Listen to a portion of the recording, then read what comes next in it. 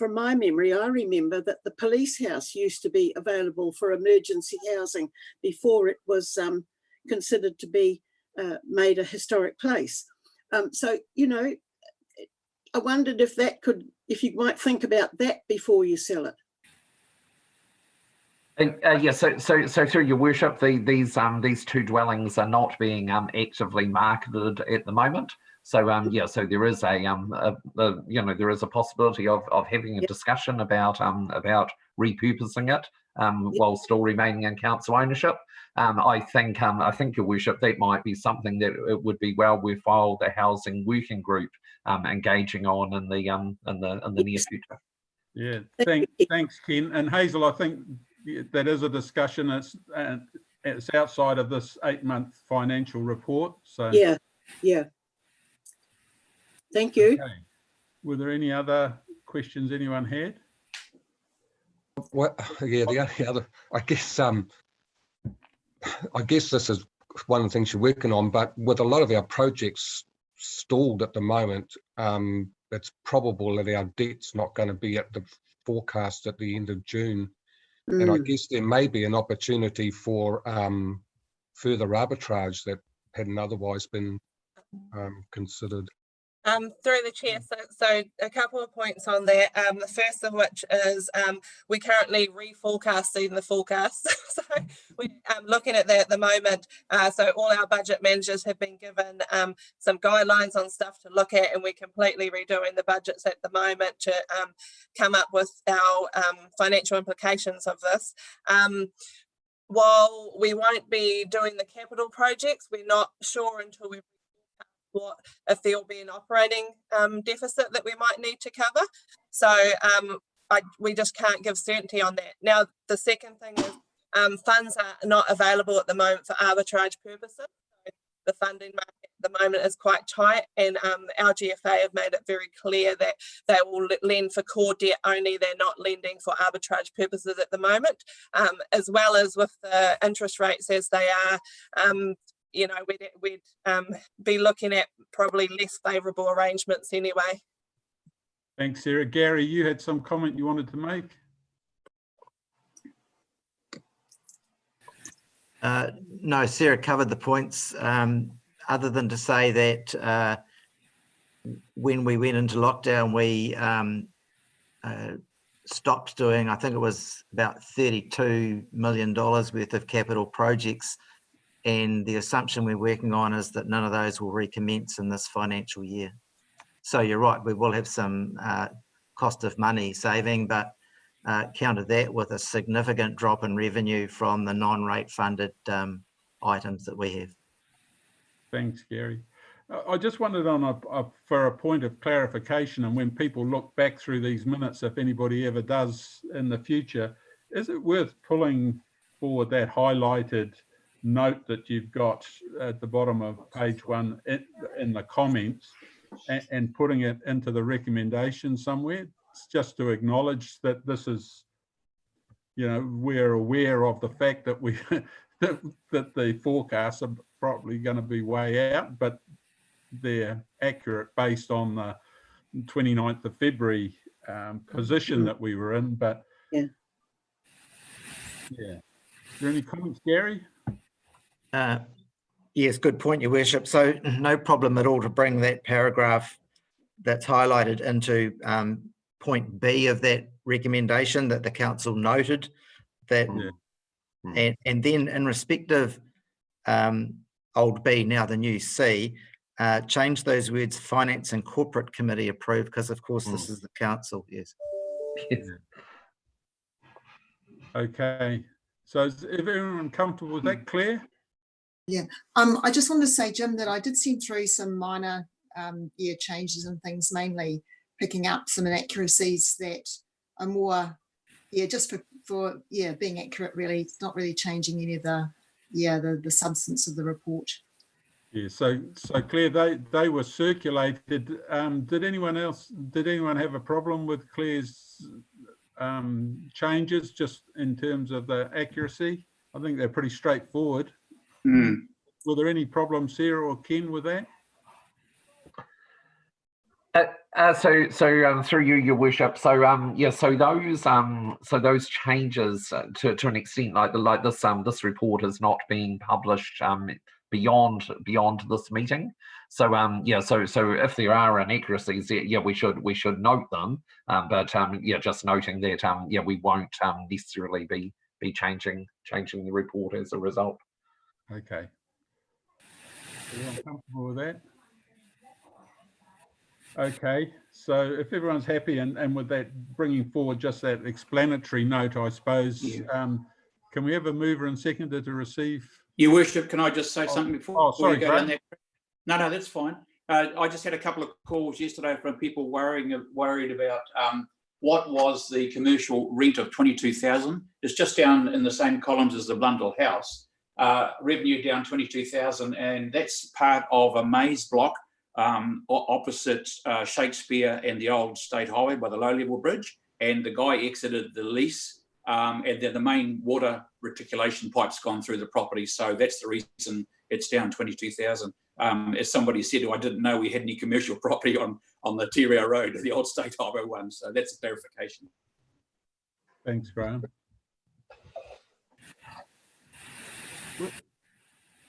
Andrew.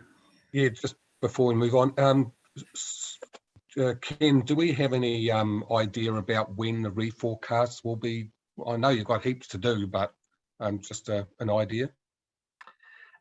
Yes, so I can speak to that. Although please correct me if I'm wrong, Sarah, but I believe we've asked our cost centre managers to finish basically the reforecast exercise from their perspective by the 15th of this month. And then yeah, essentially there'll be a bit of number crunching, etc. Afterwards. Actually, Andrew, you will have some visibility of these dates in the annual plan workshop that we're having immediately after this meeting, because of course this reforecast is feeding into to basically an updated annual plan. Yeah, and we've actually got a series of dates there for you as councillors to be aware of. Yeah, but essentially, yeah, certainly by the end of this month, those reforecasts would have been done and processed in the system. Yeah, through your worship, just on that, so we'll obviously get an updated financial report with the actuals to you for March and the April finance and corporate, and then it'll be the May corporate that shows the April changes where you'll receive the updated version of the forecast. So I would expect there would be many changes in the April financial report. Thanks, Sarah. Other comments, questions? Okay, can I have a mover and seconder to receive the information? Roger and Claire, all those in favour? Aye. Aye. Contrary? Carried. The next item on the agenda is the report on the use of macron in local authorities' names. And Gary, I think Jenny's on board to speak to this, but have you got any comments? No, nothing from me, Your Worship, but just pass to Jenny to take us through this. Of course, the LGNZ meeting where this would have been presented as a remit has been postponed for 12 months. So Jenny, over to you with that in mind. Thank you. Good morning, Your Worship and councillors. I'll take the report as read, but just make the comment that whilst this might not seem a priority in current circumstances, we were keen to formalise the direction that council had indicated last year in the use of the macron, and also there's quite a bit of work to get a remit to LGNZ. I wasn't actually aware that the AGM had been deferred for 12 months. I wasn't sure whether it was going to be held at all later in the year, but if that's the case, if it's been deferred for 12 months, then we'll work on that timeline. What we've been trying to look here really is to avoid every council having to go through what is quite a lengthy, complex process. Particularly if we are just looking to use a macron. I think it might be different if you're coming up with a completely new name for your council. So we did some work with Simpson Grierson and got some advice on some options from them, but consider that this is a matter that should be raised by LGNZ with DIA to look at those options and find a solution for local government. So just looking to keep things simple. Obviously, the hope now is that we can go to a Zone 2 meeting to get support there, rather than having to go round up some other council support, which was going to be the case because of a tight time frame if we had been heading for this year's LGNZ AGM. But we're going to have a bit more time now to work through this process. But happy to take any questions on what's in the report. Thanks, Jenny. So the recommendation just refers to the next AGM, so there's no dates that we have to change, so that should be okay. Claire, I saw your hand go up. Yes, that's right. My question was, I would have thought that we would have consulted, with NITO or, the iwi Consultative Committee, because it is a Maori issue. And I just feel quite uncomfortable for us to be taking this forward, even though, it sounds reasonable in that, but I just feel it's a matter of just plain courtesy that we should have actually put it to those iwi groups first. Because I am aware that Waikato Tainui are actually against macrons, that they would prefer another way of handling it. And so, it just seems to me as if we're pushing forward on it when actually we should be doing a bit more consultation with our iwi partners first. Yeah, my understanding is that that there was an approach from iwi initially to council. I might need to hand over to Debbie Lascelles to comment further on this, but certainly receptive to that approach, and there should be time now to have that discussion with iwi. Hi Claire. So my understanding is that Shane has done quite a lot of work on this. Can't hear. Yeah, can't hear you. Sorry, Debbie. Can't hear, Debbie. Can you hear me now? Yeah. Yes. I'm shouting. So my understanding is that Shane Taruki has done quite a lot of background work on this, and we have a background paper on this from him. So in terms of the macron, that's a Waikato Tainui custom, but it isn't within our area. So rest assured that there has been some background work done on this. Thanks, Debbie. Mike. Yeah, hi Debbie. Or hi everyone. I just find it rather interesting in that all the schools in Cambridge are part of a kahuiako or a col, and they've all been not directed, but I guess incentivized to use the double macron, the double vowel instead of a macron. So all the schools in this area are now messaging out to the community, double A's, double O's, double I's, double U's, etc. So yeah, I agree with Claire, and I think I brought it up at the last council meeting actually around this whole macron thing. I think further investigation needs to be done fairly widely, because Waikato are possibly unique in terms of the rest of the country in terms of the macron or not a macron, and just to get the thing right. That's all. Okay.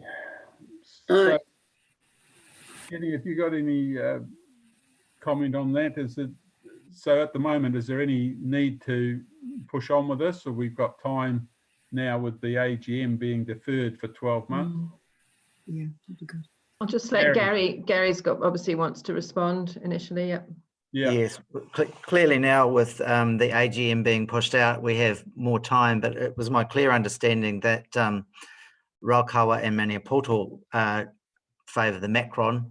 They're dominant in Waipa, and that Waikato Tainui have a preference for the double vowel. But look, we can go back through our various JMA meetings and just double check that, and then bring this back to council for further consideration. Yeah, I'd be comfortable with that. Everybody comfortable with that? Sorry, just bear in mind, Jim, that sorry, Your Worship, that the macron is being used currently in various documents, signage. So that was why I was keen to see a resolution in place, at least for that. If you want to delay on the LGNZ remit approach, that's fine. We could bring that back. Or if you want us to do more consultation and put a hold on the use of the macron at the moment, then we would need that direction as well. Well, to cover this off, then, can we just include an additional bullet point in the recommendation that it's that we undertake further consultation with Waikato Tainui before submitting this to the local government New Zealand? Is it something along those lines that would keep everyone comfortable? Well, as long as it doesn't take too long. I actually think there's a little oversensitivity when in actual fact general Maoridom out there is applauding us for the efforts that we're making to recognise their language. And you know, as long as this doesn't go on for months. Yeah.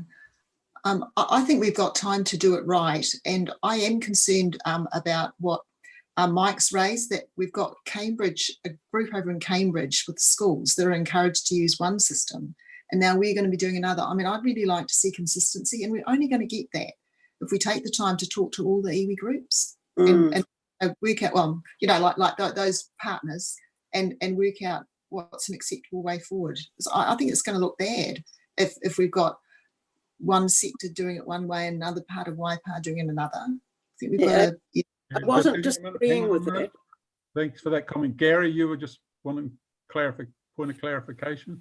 So yes, my understanding is that Shane Taruki has thoroughly canvassed this, but we will go back and do this formally with the joint management agreement parties that we have and just double check it before we advance it further. So absolutely agree with your recommendation, Your Worship, that is that we add an E, just says subject to further consultation and agreement by Waikato Tainui. And if I could just add here, Your Worship, that we have Shane, and he does a lot of work out there in the community, and sometimes I'd like to know that the information that he gathers is actually used here, that we actually refer to what Shane has found out or what he's discussed with the groups, different Maori groups, so that instead of all of this supposition, we've actually got factual information from our Maori advisor. Yeah, I mean, it would have been great if his background paper had been shared as part of the agenda item. That would have helped me, I think. Yes, I think it would have clear. And I just think instead of wasting time and people's time, that probably we need to hear a bit more from Shane. Gary, your comments on that. We need to hear from Gary. He's got a heap of qualified staff, so all of the information comes through Gary. So my understanding is that the work has been done. It would have formed the basis of the report that's come to us. We've got every right to question that in terms of asking the question. It has been canvassed with Waikato Tainui. There is a variance in how they want the pronunciation, I suppose, recognised. So at the moment, the recommendation that's come forward is the macron, but we're just going to put that on hold with the additional recommendation E in there, just to go back to Waikato Tainui. But the information that Shane has got would have formed the basis of Jenny's report. Am I correct? Yes, Your Worship, that's my understanding. So we will canvass this again with Waikato Tainui, bring you back their view, and also have available for you Shane's background paper when we bring it back to you. Thank you. Happy to move 1 through E, Your Worship. A through E. Seconded. I'm happy to second that. Yeah. Claire. So, look, Gary, is there, just before I put the motion, so we've got a mover and seconder, is this a national issue in terms of whether it's a macron or a double vowel? Because it seems to me that across the whole country it needs to be tidied up, and I see Mike shaking his head, so there is no... The Māori Language Commission says to use macrons. Yeah. Yeah, so that's the national stance, but Wapiti Tainui just do a different thing. But that's actually pretty common within Māori culture, that you have different language conventions in different areas. Yeah. Okay. All right. So look, we've got the additional recommendation there. So, and a mover and a seconder. So I'll put that motion. All those in favour, please say aye. Aye. Against? Carried. Thank you for that. The next item is the governance statement. Oh, And gosh. who's handling that, Gary? Thank you, Your Worship. So this is something that we have to bed in within 6 months of any election. And so I'll just pass to Joe Greed and perhaps Ken to work through this. Morning, everyone. So as Gary said, we have to do this 6 months after each election. This version is based on the last version, just updated in terms of the course of time. We did receive yesterday some comments from Councillor St Pierre, so we are proposing that we make just a slight amendment to recommendation B, just to say that council consider and subject to minor editorial amendments, adopt and make publicly available the government statement.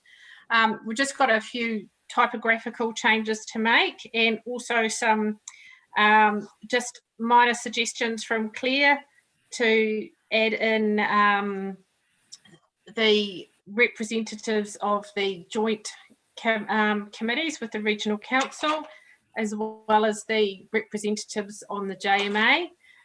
Also to add a sentence at the end of the representation review arrangements, just to note that councils can initiate reviews earlier than their statutory timeframes if they wish.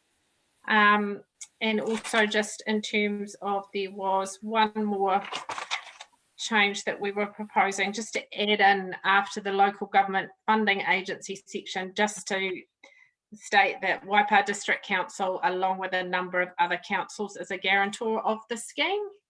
So just some minor editorial comments there, unless anyone else has got any comments on the governance statement. Any questions? Yeah. Roger? No. No. Everybody happy with it? Yep. Yeah, I think so. Okay. Can I have a mover and seconder for the recommendation? So move. Moved Liz, moved Andrew, seconded Andrew. All those in favour? Aye. Aye. Contrary? Carried. Just if I'm ignoring you, Hazel or Philip, I for some reason haven't got pictures up, so I can't see if you're waving your hand wanting to say something. So just Oh. No, good, thank you, Jim. What's that? Oh, no, I'm fine, thank you. Must be something in my settings here. I can't seem to get the video going. Okay, Okay. that's all right. I know how to fix it. I actually know how to fix it. But I can hear you. And Marcus. But I can hear you all well. Yeah. Okay. No, that's all right. I just if you think I'm ignoring you, it's not. So. Yep. Oh, Thank you. okay. Okay. Amendments to standing orders is the next item. Joe again, is it? Yes, that's me. The new standing orders were adopted in December. This is just a proposal put forward to recommend that it might be more practical for some meetings to have our required break time at 3 hours rather than 2 hours. Now I've lost what? The agenda. Is everybody happy with that? Yeah, no problem for me. And they've lost my picture. Yep. You're back on now, Hazel. Okay. So for that extension of our meeting time, did I have a mover and seconder? I'll move. Who was that? Lou and Roger second. All those in favour? Aye. Aye. Contrary? Carried. So the, the next item is the Housing Working Group Terms of Reference.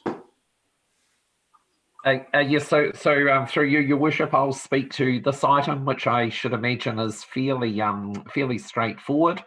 So a fairly simple 2-page terms of reference for the housing working group that that was established at the 10th of December meeting of the Finance and Corporate Committee, and met for the first time halfway through last month. So so the working group considered what they thought an appropriate terms of reference should be, and that's the document in front of you. So this is really just looking for for council to approve the terms of reference as it's stated. I think the key things are that this is, I guess, this housing working group has replaced what was previously known as the pensioner housing working group. So a deliberate change in name to reflect the potential for a wider purpose. Consideration of social and affordable housing. So that's the key thing. But apart from that, fairly standard terms of reference. This is a purely advisory group. It is not subject to standing orders. But essentially it's a group that can work through issues in regard to housing and provide recommendations back to either council or its committees. Thanks, Ken. Roger? Yeah, through you, Mr. Mayor. Ken, just the reference that we had earlier on in the meeting to those 2 houses that we discussed, I take it in quickly scanned, the terms of reference would cover those? Because we mentioned that it would come under that consideration. Yes, so through His Worship, yes, it could certainly be broad enough to consider that, because those 2 Blundell House properties, Blundell Place houses are actually a part of the pensioner housing activity or the housing for the elderly activity. Thank you. Yeah. Okay. Your Worship, a question for Ken from Graham. Yep.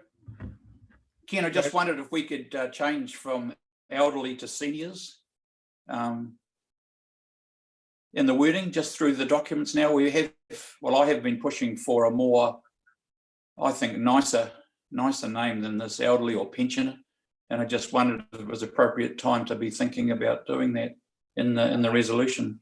Yep, I agree. Oh, okay. So through Your Worship, so we did toss this one around actually at the housing group. We did check in with Hazel in particular, Councillor Barnes, because we knew we wanted to get away from the pensioner housing title, and after due discussion at the housing working group, the thoughts were that housing for the elderly was a more appropriate title. That obviously can be relitigated, but we did spend some time at the housing working group determining what the most appropriate reference would be.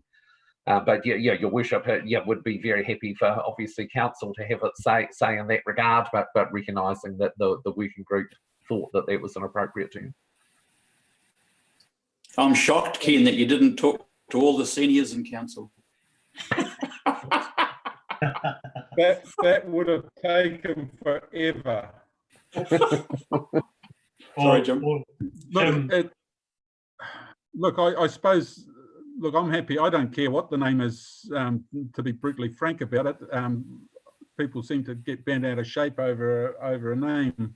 It's what it is. So I'm really comfortable. So quickly, without spending a whole heap of time, do people want to change it, or are we happy with elderly? Look, I actually spoke about that, because senior and elderly's actually got a softer. When I talked to our grey power group, they didn't mind being referred to as elderly. What they do not like is being referred to as old. And that's the issue. So you can, and I agree, I've pounded the pavement over the use of what we should be referred to, but we don't like being referred to as old. And elderly, it's used throughout. I noticed that politicians use it, and I noticed that, and our people ourselves, we actually don't mind the reference to elderly. It's got a softer use. It's got a softer tone about it. And I have to say that the general consensus of the Grey Power meeting was just get on with it. Don't call us old. You can call us anything else, but not old. I don't have a problem with elderly. Hang on, Mike, and then I'll come to you, Roger. Can I just confirm, is the Mike. pensioner, is the housing for pensioner, is the housing for elderly or whatever, is it 65 and over? Is that correct? Yeah. Yes, so through your worship, I can answer that. Yes, our current policy in that area is that it is that housing is available for people 65 and older. So housing for post 65-year-olds would be not emotive and just accurate. Yeah, well, that's what I think. Okay, I'm in your hands. Roger, you were wanting to speak, and then Liz, and then we'll. I hope not to have a vote on the name, but. Oh, God. Roger. Your Worship, I'm not really worried whether it's elderly or senior. Let's just get on with it. Thank you, Grilp. Thank you, Gordon. Leave it the same. It's fine. Okay, Graham, do you want to promote? I'm happy with it. I just have been really keen to get rid of the word of pensioner, so going elderly is fine. Okay, all right. So we've got a recommendation there, A and B. Can we have a mover and seconder? Moved Roger, seconded Andrew. All those in favour? Aye. Contrary? Carried. The next item is burial and cremation. The next step up from elderly. It's a bit tough. So who's handling this one? Jenny, is it? No, thank you, Worship. We've got Anna McElroy here to talk to her paper. I see that this is a piece of legislation that was is dated 1964, so well due for review, and it has been canvassed at the Strategic Planning and Policy Committee. Just before Anna speaks, there will just be one minor change to the recommendation if you adopt it, and that is that in the second line of B, we would remove the word draft if you were to adopt this as your final submission. Oh, yeah. Okay, thanks, Gary. So Anna. G'day. We can't hear you, Anna. We can't hear you.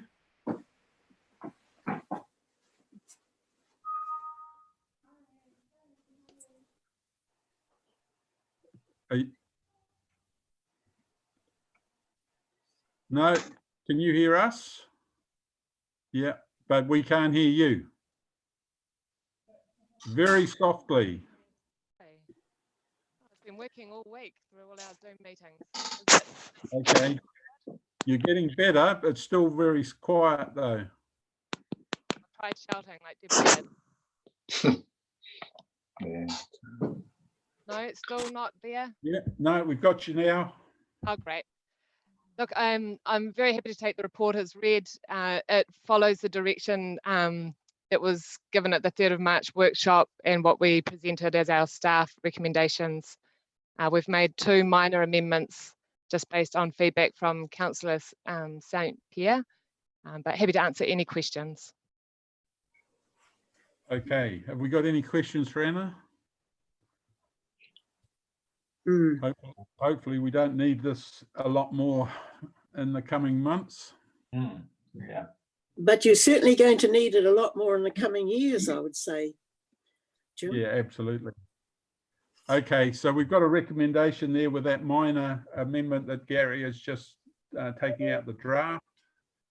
Is everyone happy with that? Yep. Yep. Okay, can I have a mover and seconder? So move. And that was you, Hazel, was it? And Liz seconded. All those in favour? Aye. Aye. Contrary? Carried. Thank you for that. Now we're on to the T6 and T11 where I've got that conflict of interest. Dave Moore was coming on board. I'm not sure whether we're on time or whatever, but I'll hand over to Liz now. I'll mute, and can someone just send me a text when you're finished and I'll come back into the room. Yeah, no problem, Jim. I'll send you a text once we're done. So, so we're waiting for staff member Dave, is it, to join us? Are you there, Dave?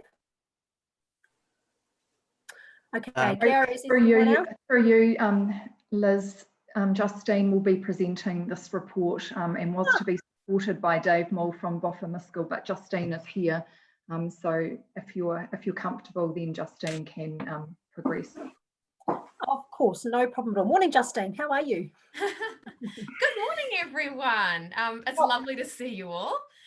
Just taking a break from my civil defence duties at the moment, so taking that hat off and putting this one on.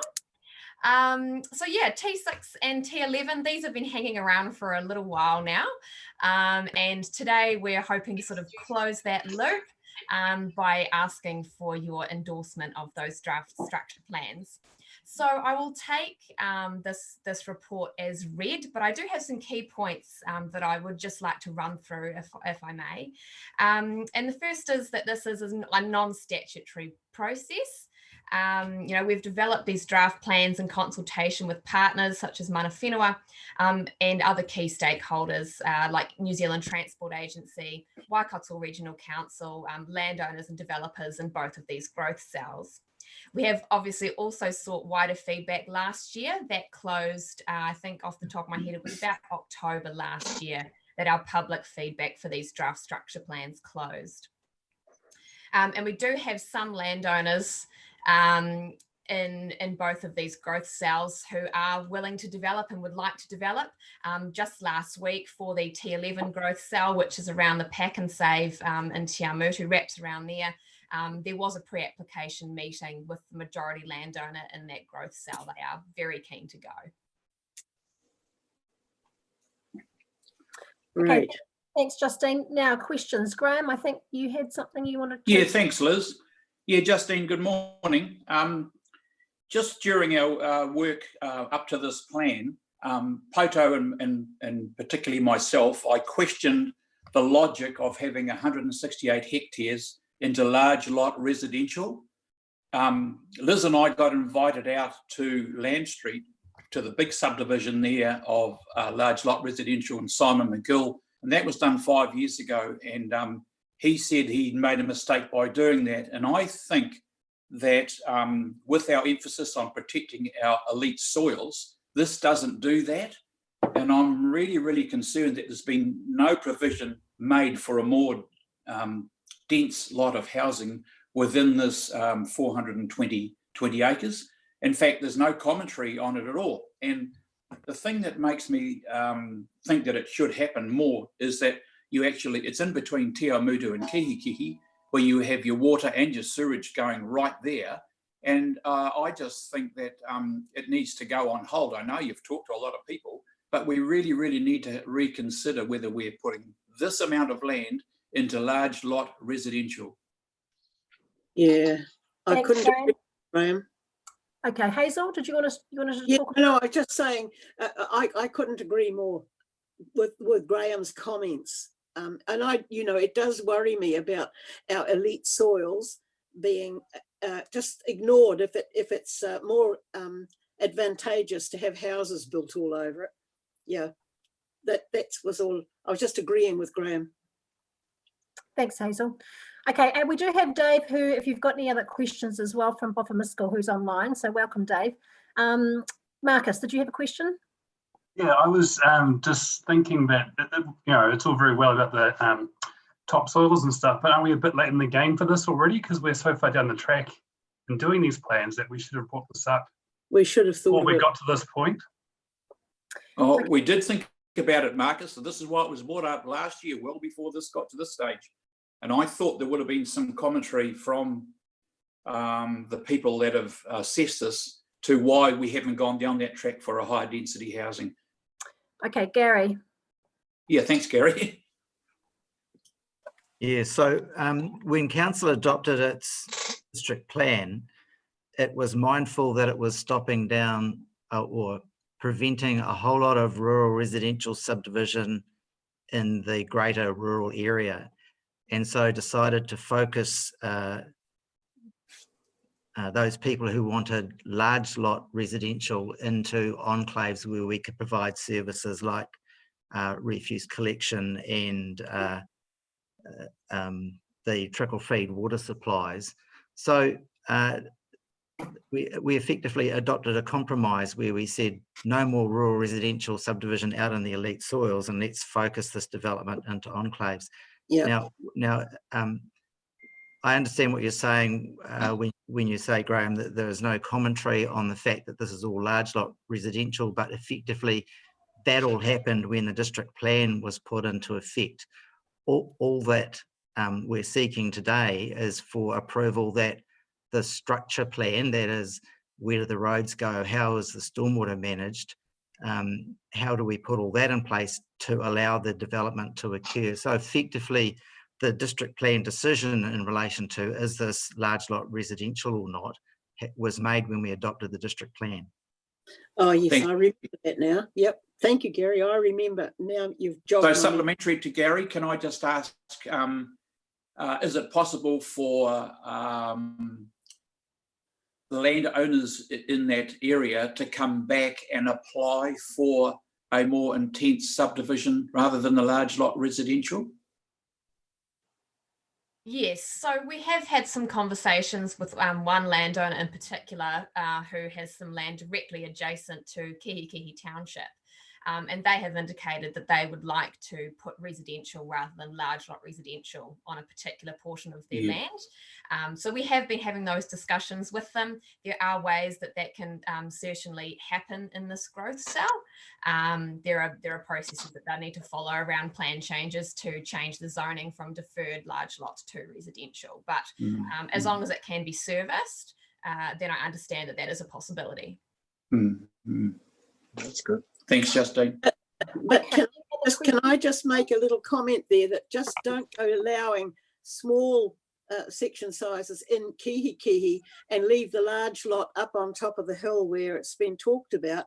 I think, you know, we need to allow for a variety of section sizes in Kihikihi as well. I know that the development that you're talking about, and you know, I'm not very keen on seeing small lots with a whole lot of houses on in a community that hasn't got the facilities to actually yet cope with with the other things that are needed to have a very good community. Okay, thanks, Hazel. Hey, and just so you know, we can't see you anymore. Off again. So Oh God! Well, look, I'm still as good looking as ever, so I'll go back and see if I can fix this up. Okay. Okay. Right. Are there any other questions on that particular development, that item? And Liz? Yes, Bruce. I was concerned. I was pleased Graham brought that up. I was a bit concerned about that land also, but I'm pleased what Justine has just said, that there are other options available in the future, providing we can get into council services. So I'm happy with that. Yeah. Yeah. And the other part of it, I guess, Gary, is, and Justine, is that maybe there's, you know, in terms of a district plan change, you know, where there might be an incentive that we can follow depending on the actual area of land we're talking about to be able to assist landowners to move to more of that higher intensity if possible. Yeah. Anyway, just some thoughts. Okay, there is a recommendation there. Am I going to move in a seconder, please? Thanks, Marcus. Moving, and a seconder. I'll second it. And Bruce, all in favour? You're doing well. Against? Carried. Thank you, everybody. All right, I'll just text Jim now and get him back onto the Thank you very much, everyone. It was lovely to see you all. Thanks, Justine. Thanks, Dave. Thanks, Justine. Just as a matter of protocol, as we will be going into public excluded, we will be cutting off the live feed to YouTube, and so that will take a couple of minutes to take effect. So good. Just as long as we're aware of that. Okay. We don't play with too many things. Perhaps the governance team could confirm when we've done that. Okay, that sounds great. Why don't we take a break and come back about 10:30 or something, allow it to happen? Yeah, should we take a breather, everybody? Should we just give us 5 minutes or so, and then we'll come back on? Is that all right? Yeah, that sounds good. Okay, take a quick breath. So we'll see you back in 5. So 10. So let's say 10:20. Okie dokie. Tough question. Time for you to go for a walk, Graham. I'm out of here.